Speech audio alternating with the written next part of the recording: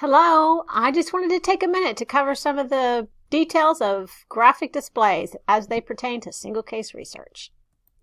Let's start by answering the question, what are the purposes and benefits of graphic displays?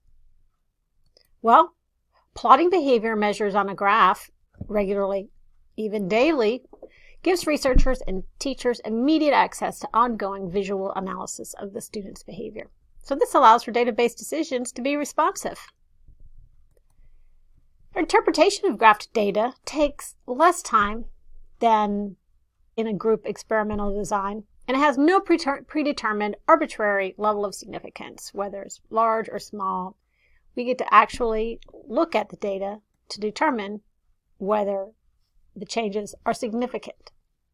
We also can note any variability or overlapping data that are obvious. So visual analysis remains a conservative method of judging the significance.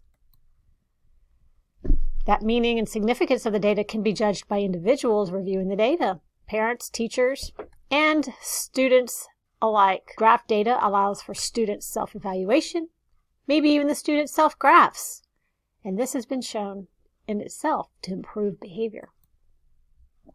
And lastly, graphs facilitate communication and comprehension, so let's use it to help students, parents, and teachers alike. Now, I have another question for you. What are the characteristics of those graphic displays? I really want you to use graphs to display your data and to analyze your data. But what is the appropriate way to do so? Well, I'm going to give you the appropriate way for single case research publication. However, it will be just as easy for you to follow these guidelines in an applied practice in your classroom. So what do we have first? We have the vertical and horizontal axes, sometimes called the ordinate and the abscissa. But we need to make sure we have labels for these. The vertical axis depicts the dependent variable or the target behavior, so we need to be sure to indicate what is changing.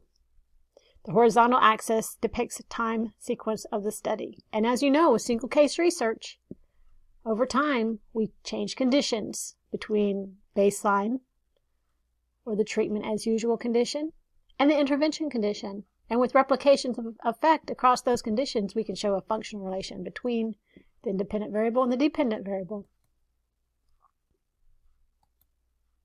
Let's take a look. Here we have it. Our dependent variable is % spelled correctly. And we have a cross time here. Next, we need to have our conditions. The conditions are the phases of the study, baseline or intervention, and it's usually separated by a solid line.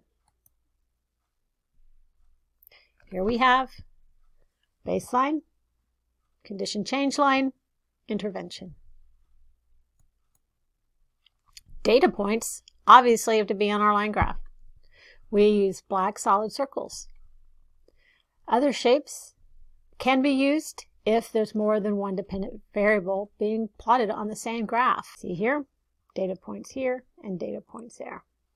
For publication, they need to be black. However, Excel will automatically populate it in blue. Then we need a caption describing what's presented in the graph. In addition, we'll need to scale it so that it's not skewing the data. You read about that in the text. Let's look at this example. Here we have our final graph. We have our y-axis, which depicts our dependent variable, % spelled correctly. It's scaled to 100% and it is labeled. Here we have our x-axis, which gives us our time series across different conditions. Our baseline condition, the condition change line, and our intervention condition. We've a caption for our graph, and it's clearly presented that the intervention, it did increase Johnny's spelling scores to a mastery level for 3 consistent days. So there's a lot to be learned from this graphic. Did the intervention increase the % of words spelled correctly? You tell me. All right, there you have it. You can see my tutorial on creating graphs in the next video. Thanks.